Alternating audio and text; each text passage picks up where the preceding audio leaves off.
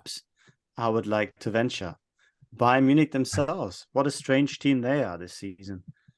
Decent performance against PSG, and then they go to Borussia Mönchengladbach, and it was a bit shambolic, a bit chaotic. Okay, things weren't helped by the fact that Dayo Upamecano was sent off after 10 minutes. That makes things more difficult. But I think it was Pep Guardiola who once said, or at least sort of endorsed the view, that a team fully reveals itself when they're one man down, that we can really see how strong a team's identity and quality is. And if that is true, then what we saw just wasn't very convincing. Julian Nagelsmann went all in. He didn't bring on an extra defender, or not an extra, another defender when Upamecano was sent off, but pulled Kimmich back to play in a back three, which did result in an equalizer, a really good goal. But Bayern, even in that half, was so open and could have easily conceded more goals. It just didn't look like a mature performance. And that theme of immaturity that you could have picked up then continued after the final whistle, when Julian Nagelsmann went absolutely ballistic and started shouting at the referees in the mixed zone and accusing them of being, well, how can we really translate this?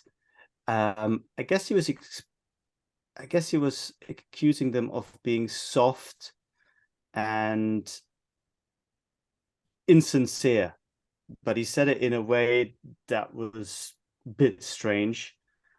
What was the literal translation, Christoph? Weichgespültes Pack is the German expression. That is not a Fußballdeutsch. Maybe it's now entering. It's hardly Deutsch, let alone Fußballdeutsch. But yeah. Yeah. So what is it in English? Soft rinse pack or so? But does it make any sense? It's so.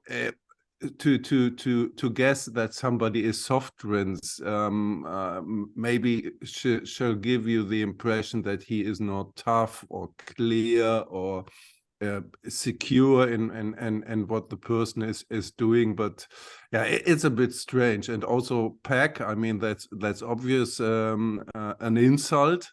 And later on he kind of backed off from it, at first in the press conference, but later on via Instagram, because I think everybody had the impression it was not enough to, was heißt entschuldigen, to apologize. So everybody had the feeling that it was not enough of an apology towards the referee. And but to be fair, I think it was a strange sending off for Upamecano in after 8 minutes, because he only slightly touched a player's shoulder, and when he was crossing his way towards the goal. So my impression was that's not a foul and that's not a sending off. I don't know how you saw it. Well, I think it was probably the wrong decision, but I think it was the right decision to stick with it. And what I mean by that is that I think Tobias Welz was very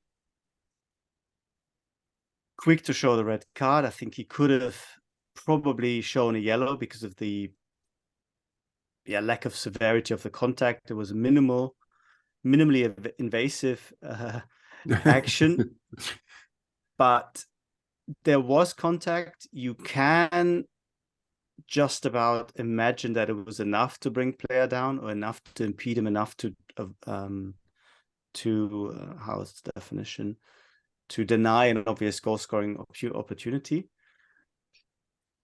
I think the problem that we have is that VAR has been used so often in Germany that there's now an expectation that the referee will go and have a second look for himself, not for the original reason of there being a clear and obvious error, just to make a better decision. Now you can say, look, we have VAR, why not help the referee make a better decision? That's one view. The other view is that it's annoying everyone if the referee goes out too often and shows VAR gets involved too often. They should only really use it when there is an obvious and clear mistake. And I don't think you can say there is an obvious and clear mistake here. It is maybe only a 20% or 25% red card rather than an 80 or 90% that you want. But I think actually within the context of VAR being used too often, it was the right decision not to go and look at it again. As painful as it might have been for those who have a sympathy for Bayern, I think that's the way it should be. Now, you can still say a better referee doesn't take the decision in the first place, and we don't have that problem. My feeling though was, and of course this is merely a personal opinion, that this is happening so early and Julian Nagelsmann getting so upset like 90 minutes later effectively was a classic case of a manager trying to shift the discussion by having this outburst, because Bayern still had a lot of time to win the game or to draw the game. I think a more mature performance, and then we go back to that immaturity, might just say, you know what, we're losing here, let's get a draw and let's go home. 1 point is fine. But no, they were very open, they were very disorganized at times, made it easier for Borussia Mönchengladbach in my view. And then Nagelsmann either loses his temper because he feels the pressure, or it's actually more deliberate. And my feeling it's more deliberate, but it's also quite transparent. And it wasn't well done in any way. Whether it was deliberate or not, it was a strange terminology, and it didn't reflect well on Bayern. And this is the bigger story here.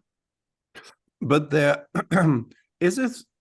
You could also argue that it's typical Bayern, because Uli Hoeneß famously was leading the Abteilung Attacke.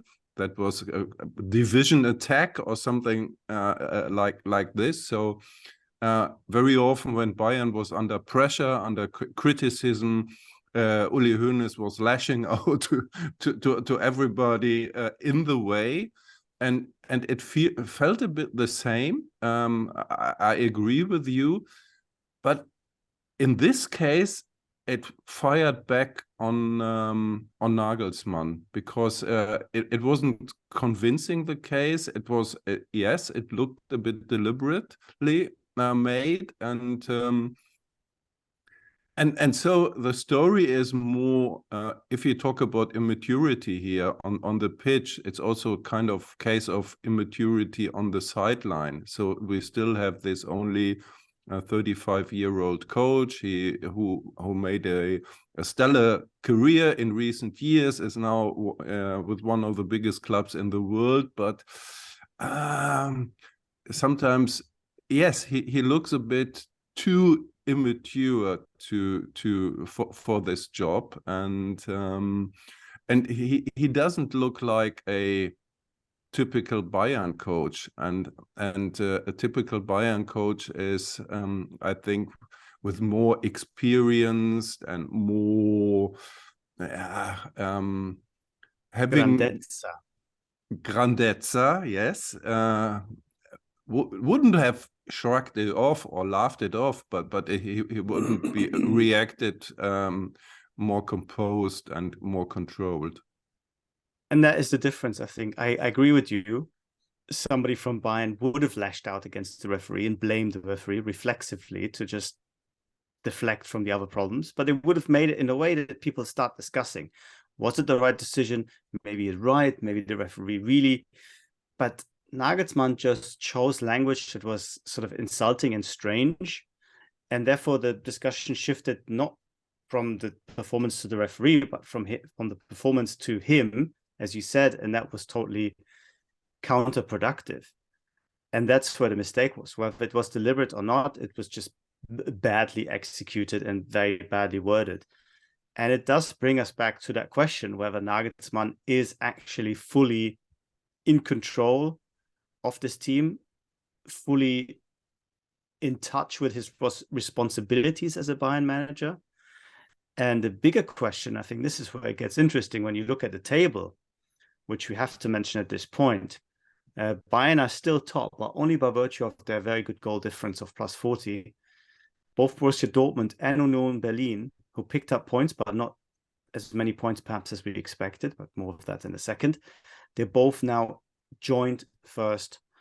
They're both now on the same points as Bayern and only separated by goal difference as well. So here's my question, Christoph.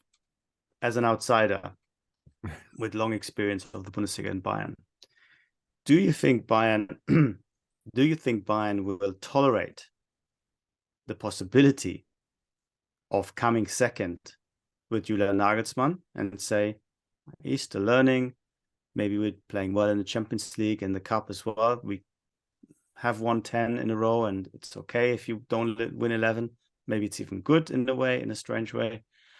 Or will that be seen as a reason to get rid of him?